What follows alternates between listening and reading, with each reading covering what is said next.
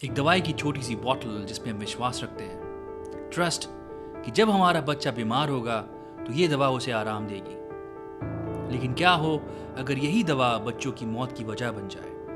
आज एक छोटी सी कफ सिरप की बॉटल ने देश को हिला दिया है। सर्दी, खांसी, जुकाम, ऐसी मामूली बीमारियों के लिए दी जाने वाली मेडिसिन जहर बन गई।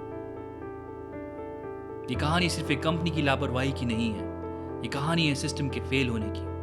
ये कहानी है उन सवालों की जिनके जवाब मिलने अभी बाकी हैं। 23 बच्चों की डेथ सिर्फ एक कफ सिरप लेने के बाद हो गई। ये कहानी शुरू होती है छिंदवाड़ा के छोटे छोटे गांव से। अगस्त सितंबर का महीना था, मौसम बदल रहा था और बच्चों को सर्दी खांसी होना आम बात थी। परेशान माँ बाप अपने बच्चों को डॉक्टर्स के पास ले गए। उन्हें उम्मीद थी कि उनके बच्चे जल्द ही ठीक हो जाएंगे। डॉक्टर्स ने उन्हें कोल्ड्रिफ नाम की एक कफ सिरप प्रिस्क्राइब की।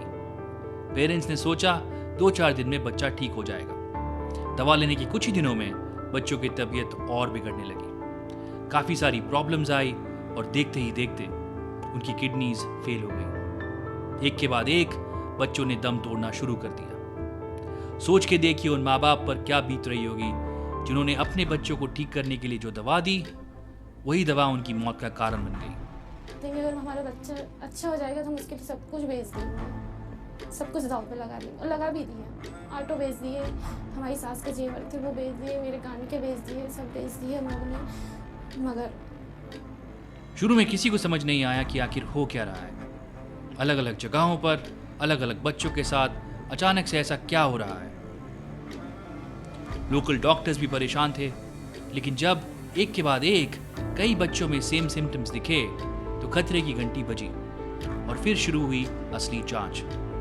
जब मामला गंभीर हुआ तो एडमिनिस्ट्रेशन और हेल्थ ऑफिशियल्स जागे। उन्होंने बच्चों की मेडिकल हिस्ट्री की जांच की और एक चीज कॉमन निकली, कोल्ड्रिफ कफ सिरप।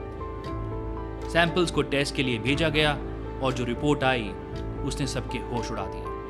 रिपोर्ट में पता चला कि इस कफ सिरप में डाइथिलीन ग्लाइकॉल DG नाम का एक केमिकल मिला है। और कितना?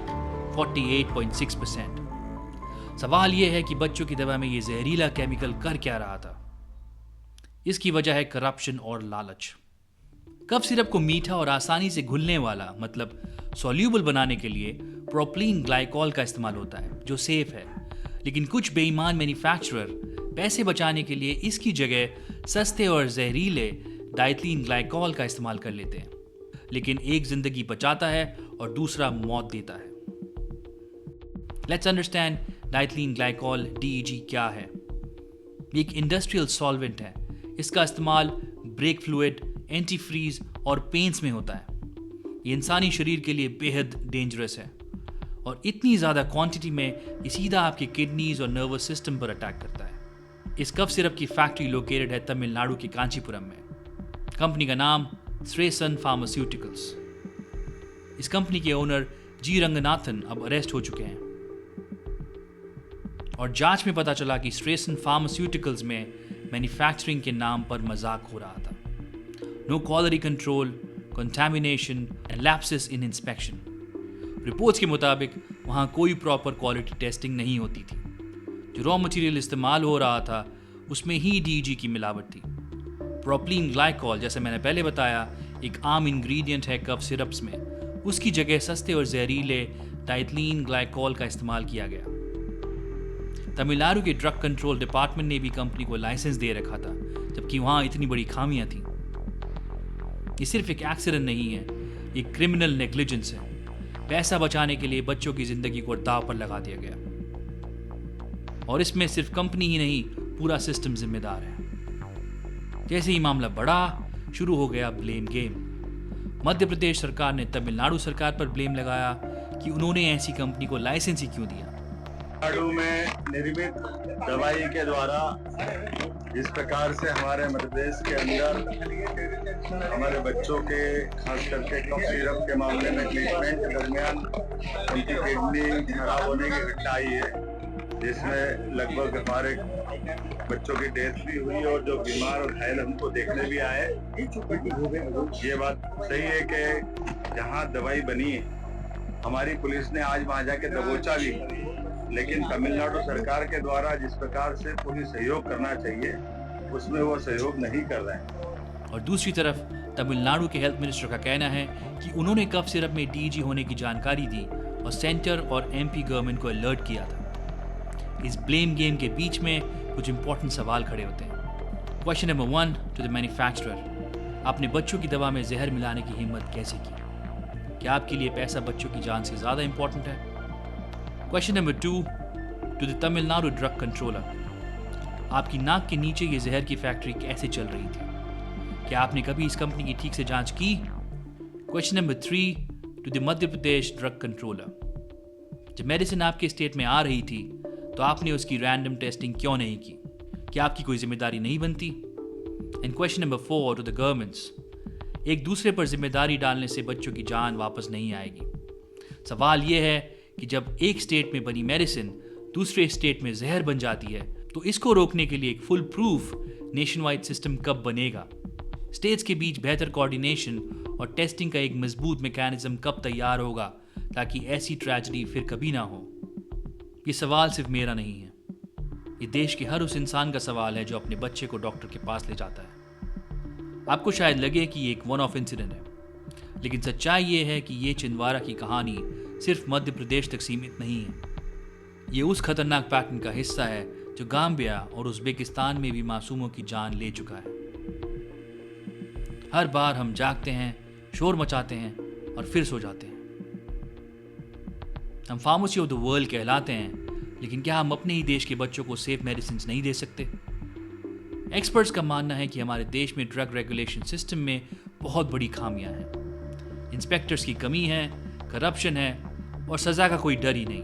Regulatory mechanism is a complete wreck in this country. Every state has its own regulator, drug controller who is issuing manufacturing licenses, and they are all confined to operating within their own state. So you have this fragmented system of regulation where there isn't enough information sharing, so a lot of stuff falls through the gaps. So in 2018 or 19, the government did amend the rules to facilitate joint inspections. That is, the union and state governments can do inspections together, but the power to issue and cancel the license still lies with the state government. So you've got this odd, this odd sharing of powers between the states, and this particular case is a great illustration of why this system is so complicated from an accountability perspective. जब तक इस system को नहीं बदला जाएगा तब तक ऐसी घटनाएं होती रहेंगी। इस हादसे के बाद सरकार ने जांच के आदेश दिए हैं और तमिलनाडु के ड्रग कंट्रोलर ने स्ट्रेस एंड फार्मा का लाइसेंस कैंसिल कर दिया है। हेल्थ मिनिस्ट्री ने न्यू टेस्टिंग प्रोटोकॉल्स की बात की है, लेकिन सवाल वही है, क्या ये स्टेप्स काफ़ी हैं? 23 बच्चे ये सिर्फ एक नंबर नहीं है, ये 23 सपने थे, 23 खुशियाँ थी, 23 परिवार थे जो बर्बाद हो चुके हैं। सरकार ने पीड़ित फैमिलीज के लिए फाइनेंशियल एड का अनाउंसमेंट किया है, लेकिन क्या ये पैसा इन फैमिलीज के बच्चों को लौटा सकता है? इस कहानी का अंत सिर्फ कुछ अरेस्ट से नहीं हो सकता। इसका अंत तब होगा जब इस देश में हर मेडिसिन, हर इंजेक्शन 100% सेफ होगा। देखिए, आप और हम क्या कर सकते हैं? अपने बच्चों को कोई भी मेडिसिन देने से पहले उसके बारे में जानकारी लें। डॉक्टर से उसके साइड इफ़ेक्ट्स के बारे में पूछें। अपने चुने हुए रिप्रेजेंटेटिव से, गवर्नमेंट से सवाल पूछें। उनसे बेटर ड्रग सेफ्टी लॉज की डिमांड करें। हम उम्मीद करते हैं कि छिंदवाड़ा के 23 मासूम बच्चों को इंसाफ मिलेगा। मिलते हैं नेक्स्ट वीडियो में, and don't forget to subscribe the channel. जय हिंद।